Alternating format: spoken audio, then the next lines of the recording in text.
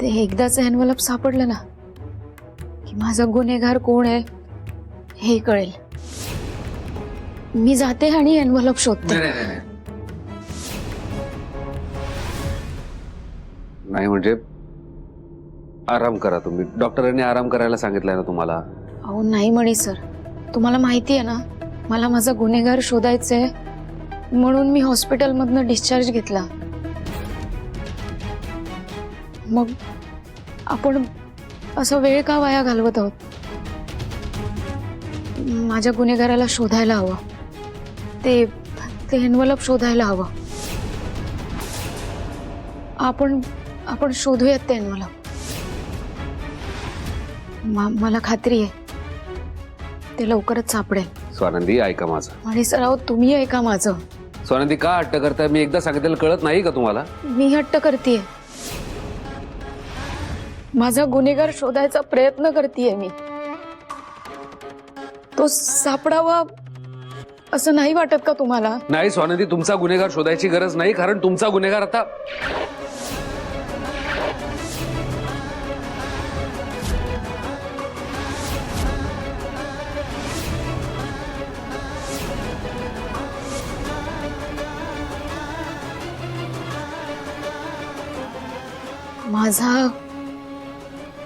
माझा गुन्हेगार काय म्हणे सर? त्याला शोधायची गरज नाहीये म्हणजे? हा, कारण ही ती वेळ नाहीये. आता वेळेत तुम्ही आराम करायची. तुम्ही स्वतःची काळजी घ्यायला हवी. आधी एकदा बऱ्या व्हा, मग बघू ना आपण. म्हणे सर अहो समजत कसं नाहीये तुम्हाला? मी हॉस्पिटलमध्ये पण म्हणाले होते ना तुम्हाला की जोवर माझा गुन्हेगार सापडणार नाही तोवर मला चैन नाही पडणार. तो एकदाचा सापडला ना की सगळं ठीक होईल. मला माझ्या बाळाला न्याय मिळेल. त्या माणसामुळे मला काय काय भोगावं लागलं माहिती आहे ना तुम्हाला? माझ्यामुळे तुम्हाला आणि वॉर्डन मॅडमला सुद्धा त्रास झाला. या घरातली लोक नको नको ते बोलतात तुम्हाला. तो दुष्यंत आला. त्याने माझा गैरफायदा घेण्याचा प्रयत्न केला. हे सगळं त्या माणसामुळेच घडलं ना मनी सर. मग त्याला शोधायला नको का आपण? त्याला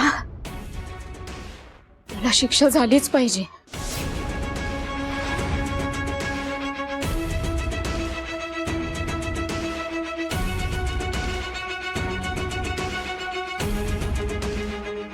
मला असं का वाटतंय काहीतरी घडलंय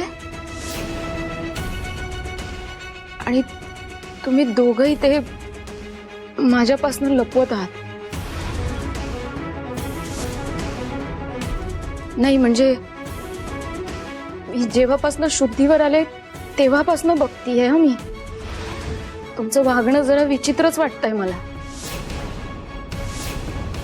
माझा गुन्हेगार सापडावा म्हणून तुम्ही दोघंही मला मदत करत होते. माझ्यापेक्षा जास्त प्रयत्न करत होतात तुम्ही. पण आता तुम्हीच टाळताय म्हणी सर. काही झालंय का? असं तर नाहीये ना की माझा गुन्हेगार कोण आहे हे तुम्हाला माहिती आहे आणि तुम्ही ते माझ्यापासून लपवत आहात?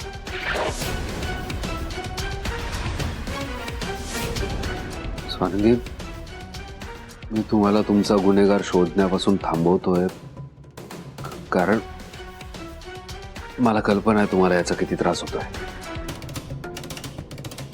पण मी तुम्हाला थांबवतोय कारण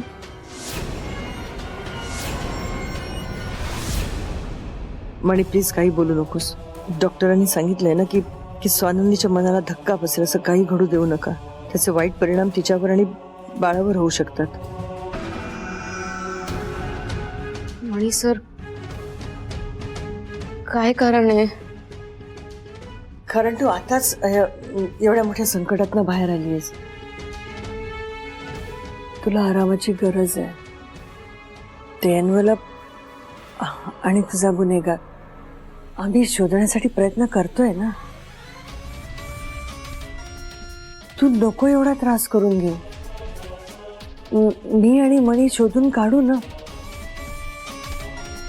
तू फक्त आराम करायचा. मी तुझं काही ऐकणार नाहीये. चल झोप पटकन. हो पण मॅडम. अहो बिव काय नाही. माझं पण ऐकणार नाहीस तू.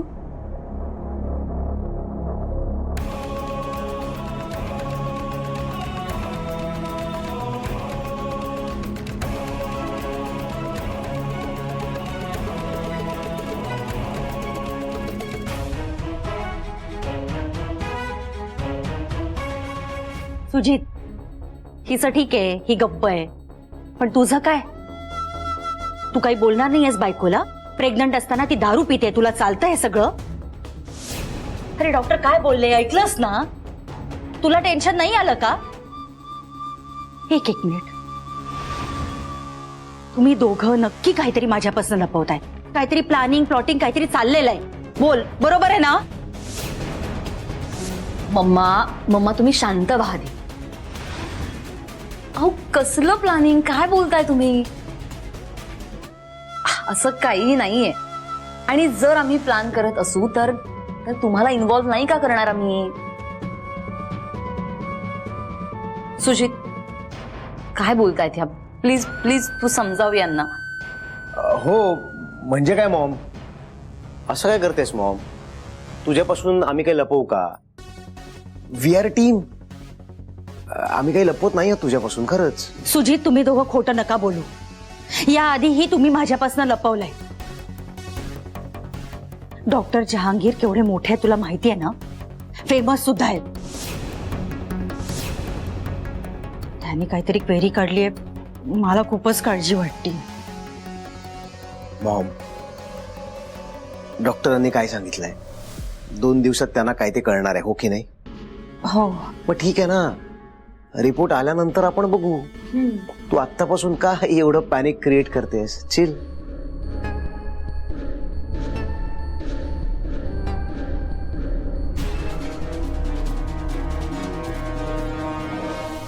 माझी शपथ घेऊन सांग की तुम्ही दोघं काही खोटं बोलत नाही आहात. खरं खरं सांग मला.